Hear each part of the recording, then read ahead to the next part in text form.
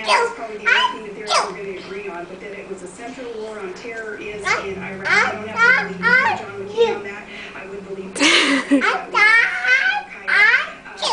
Achoo. nuclear arms, especially Iran, is so extremely dangerous to them. They cannot be allowed to acquire nuclear weapons. Achoo. Period. Israel is in jeopardy, of course. We're dealing with Ahmadinejad as the leader of Iran. You got to sneezies? He turned it a speaking corpse. Huh?